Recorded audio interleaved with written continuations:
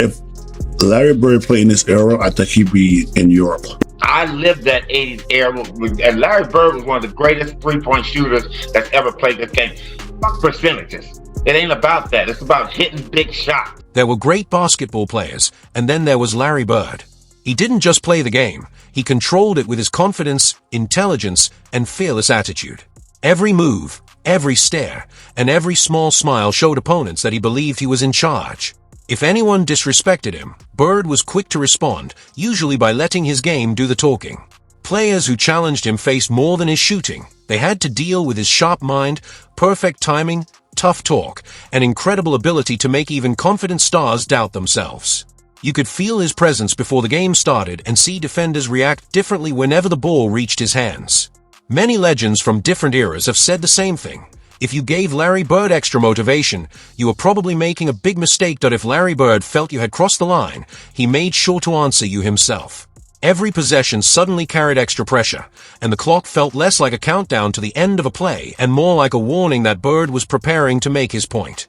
Some opponents ignored his confidence, while others quickly learned how dangerous that mistake could be. You might challenge him with a few words on one end of the court, only to watch him destroy your confidence with a big play moments later. That is why so many basketball greats agree that disrespecting Bird was never a smart move, whether you were a Hall of Famer or rookie hoping to prove yourself. One famous moment came against John Sally, who thought he could handle Bird when he received the ball on the wing. Bird looked completely calm, then asked loudly if Sally had anyone else who wanted to guard him. The arena seemed to go silent because everyone knew it was more than trash talk, it was a warning. Seconds later, Bird made one quick dribble, sold a smooth fake, left Sally frozen, and knocked down the shot cleanly. No rim, no hesitation, and no need for another word.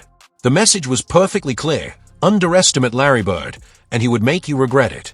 And I get in, Chuck Daly has me starting one time, and Larry looks around and goes, what's up, Sal? I said, nah. He goes, are you on me? I said, yeah, I got size on you right now. I've been watching every movie. He goes, y'all not double teaming? And he's looking around. He goes, yo.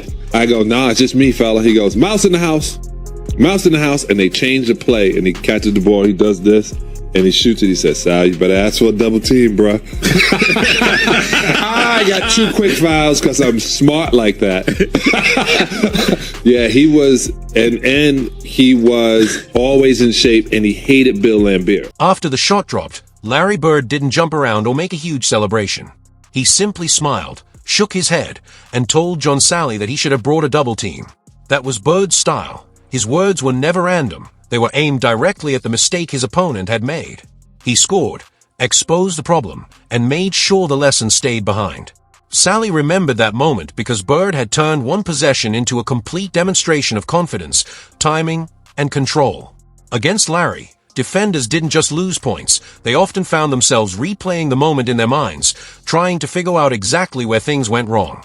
That was what made facing him so difficult. It felt like every decision came with consequences. Even powerful stars like Shawn Kemp felt that pressure early in their careers. Before one matchup, a magazine even questioned whether Bird was finished, calling him washed and suggesting that his best days were behind him. The headline spread quickly, and Shawn Kemp happened to be on the court when Larry Bird saw it. From the very first moments of the game, it was clear that Bird had taken the criticism personally. Kemp later described how every look, cut, and pass from Bird seemed to carry a message. This wasn't just another night of basketball. Bird was playing with something to prove. Whenever the ball came his way, he looked completely in control. Kemp brought his usual power and energy, but Bird answered with intelligence, patience, and a level of focus that made him almost impossible to stop. By the final buzzer, Bird had scored 40 points, controlling the pace, finding weaknesses in the defense, and attacking every mismatch he could find. Each basket felt like a direct response to the people who had questioned whether he was still great. Kemp understood that the lesson went far beyond the points on the scoreboard. Larry Bird could combine talent, basketball IQ, and raw emotion, then turn all of it into a performance his opponents would never forget. What year was this for you? This was my first year. Oh, okay. And that day, that morning they came out with a USA Today article, and they said that Larry didn't have it no more. So he came out that night to make a statement, and I was just the prime candidate to be. Yeah. Before the game, he told me, he was like, he just shook his head at me. He said, "Man, it's gonna be a fucked up night for you." So what did he put up? I think he gave me what he gave me. I think he gave me 46 and 3. Guarding Larry Bird that night felt like more than playing defense. It was about surviving his every move. He made sure Sean Kemp and everyone watching understood that doubting him was a dangerous mistake. Jamal Mashburn later shared a similar story from a Dream Team scrimmage where someone joked about Bird's jumper. Bird heard it, remembered it, and answered the next time on the court. He didn't argue or get loud. He simply took control, making every move and every shot count. Bird controlled the pace, stretched the floor, and made the scoreboard deliver his message. So we lit their ass up, and then something happened. We're sitting there, and we get back to the hotel. Rodney Rogers says something to, it's a group of them. It's Larry Bird, Magic Johnson, and everybody's shooting the shit. And Rodney Rogers said, "Hey, Larry, you ain't hit a jumper since '84. When the ball reached Larry Bird, defenders often felt one step behind before the play even began. His smooth jumper could hurt teams from anywhere, and every basket seemed to send the same clear message: doubt me, and I'll prove you wrong. Jamal Mashburn watched as Bird quietly took over, not with flashy moves or wild celebrations, but with smart, precise basketball. He moved defenders like chess pieces, finding weaknesses before they even realized they were exposed. For Bird, it was never just about showing off, it was about making opponents answer for their mistakes. By the final whistle, everyone on the court, including Mashburn, understood one thing: Larry Bird had a unique way of handling disrespect. When speaking about Larry Bird, Isaiah Thomas said one of the biggest mistakes teams could make was assigning the wrong defender to him and underestimating his skill and intelligence. Bird could spot a mismatch instantly and knew exactly how to attack it. Thomas remembered a game where a smaller, lighter player was sent to guard him, and from the very first possession, Bird made them regret that decision. Using smart angles, shoulder fakes, and precise footwork, he kept the defender guessing and constantly created space for himself. Every time Bird caught the ball, he became a threat, and while his moves looked smooth and effortless, his mind was always working ahead of everyone else on the court. Larry used to always call me Cheesy, right? He's like, "Cheesy, who guard me?" And I was like, I got Kelly, I got Lem, I got Benson. He's like, "You ain't got no brothers?" He's like you. He's like you. Disrespecting me. That's what he said. Straight up. That's exactly what he said. He said, "Hey man, you can't put no white dude on me." Hey, bro. That is straight disrespect, right? He said, "Don't put no white dude on me." So check this out. So the next year we come back, I said, "I got somebody for your ass," right? Yeah. He said, "Who you got?" I said, "Rodman." Thomas explained that Larry Bird never needed to yell or make a scene to demand respect because opponents could feel his power the moment they had to guard him.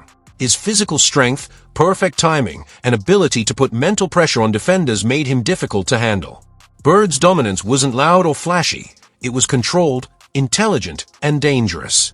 If a team made the mistake of putting the wrong defender on him or underestimated what he could do, Bird would quickly make them pay by lighting up the scoreboard in front of the entire arena. Respect came naturally once players experienced how easily he could expose a weakness. Robert Parrish remembered another example before a matchup against Tom Chambers, when Bird leaned over during warm-ups with his familiar confident grin and loudly said that the only person who could guard him was God. It sounded like trash talk, but Parrish knew Bird was serious about backing up every word. Chambers was talented, athletic, and fearless, yet from the opening tip, Bird played as if he already knew how the game would end. He controlled the tempo, recognized every defensive mistake, and punished even the smallest opening, proving once again why underestimating Larry Bird was always a dangerous decision. And so in the jump ball circle, Larry walked through myself and Chambers, and then came back and told Chambers, "I know you guarding me, and I want you to know something. There's only one man that can guard me, and that's God." Now think about that for a second. Think about the confidence and the arrogance. Parrish watched the game unfold and quickly saw that Larry Bird's words during warm-ups had not been empty talk. They were a preview of what was coming. Every pass had a purpose, every cut was sharp, and every jumper seemed to make another statement. Parrish believed Bird used trash talk as intelligently as he used his basketball skills, getting inside opponents' heads before the game had even started. By tip-off, doubt could already be growing, and Bird's message was always clear: respect him or risk getting exposed. Coach Casey Jones remembered another powerful example of Bird's confidence during a close game when the Celtics were under heavy pressure. In the middle of a tense timeout, Bird calmly walked over and told Jones to clear the floor and give him the ball. Jones said it wasn't arrogance, it was Bird understanding the exact moment, reading the defense, and knowing that when the game was on the line, he was ready to take control. Bird knew exactly what the team needed, and more importantly, he trusted himself to make it happen. That was a different level of confidence. When Coach Casey Jones passed along Bird's message, nobody argued, they simply stepped aside and let him take control. On the next possession, Bird received the ball, slowed the moment down, directed his teammates, and set up the play exactly as he wanted. He was so confident that he even let the opposing side know what was coming, yet they still couldn't stop it. Then Bird delivered exactly as promised. Jones saw it as a perfect example of leadership, confidence, and basketball intelligence. Bird never needed to shout to take control of a game, he simply took charge when the moment demanded it. And when Larry Bird told everyone to move, they moved, because they knew the result could be exactly what he said it would be. Larry shooting a three-pointer, and then I call a timeout, and they didn't count the three-pointer. So he's very upset with that, so I diagrammed the play. He says, heck with the play, Case. Give me the ball and tell all the rest of the guys to get out of the way. I said, shut up, Larry. I'm the coach here. Okay, all right. Dennis, you take the ball out, give it to Kevin, then you throw it to Larry, and everybody get the hell out of the way. Dennis Rodman stirred up debate when he suggested that Larry Bird might be playing in Europe if he competed in today's NBA. The comment surprised many fans, who saw it as disrespect, but Rodman explained that he was talking about how much the modern game has changed. Today's NBA relies heavily on speed, athleticism, explosive drives, and versatile players who can move all over the floor, while Bird's style was more patient, calculated, and based on skill and intelligence. Still, Rodman made it clear that Bird's basketball IQ, leadership, vision, and ability to control a game would work in any era or league. Whether in the NBA or overseas, Bird would still find ways to lead a team, create shots, control the tempo, and force defenders to adjust to him. Rodman even joked that Bird might change his trash talk for a European audience, but his competitive edge, confidence, and ability to take charge would always remain the same. Not everyone agreed with that opinion, and Dominique Wilkins saw Larry Bird in a completely different light. After battling Bird in many intense and physical matchups, Wilkins knew firsthand how difficult he was to face. Their games were tough and personal, but there was always deep respect between them. Wilkins believed every matchup against Bird tested your skill, intelligence, and heart because you could never relax for even a moment. He strongly rejected the idea that Bird wouldn't succeed in another era, believing his talent, competitiveness, leadership, and ability to deliver in big moments would translate to any version of basketball. In Wilkins' eyes, there was no era where Larry Bird didn't belong at the highest level. He also remembered how Bird could get into an opponent's head without ever losing focus. His trash talk was clever and calculated, but what made it even more dangerous was that he always backed it up on the court. Every game against Bird forced Wilkins to fight for every shot, rebound, and inch of space. It was exhausting to face him, but for Wilkins, competing against a player like Larry Bird was also an honor. Michael Cooper also pushed back when J.J. Redick questioned whether Larry Bird was truly a great shooter. Cooper believed that argument completely missed what made Bird special. In his view, Bird's greatness wasn't about taking a huge number of shots or putting up impressive numbers. It was about delivering when the pressure was highest.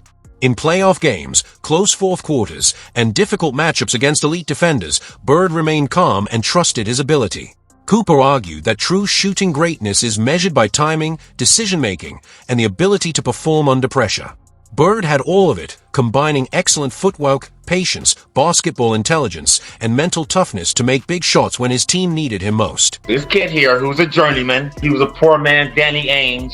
In today's NBA, I don't know what game he's looking at.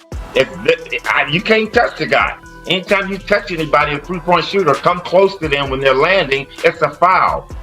I lived that 80s era, and Larry Bird was one of the greatest three-point shooters that's ever played this game.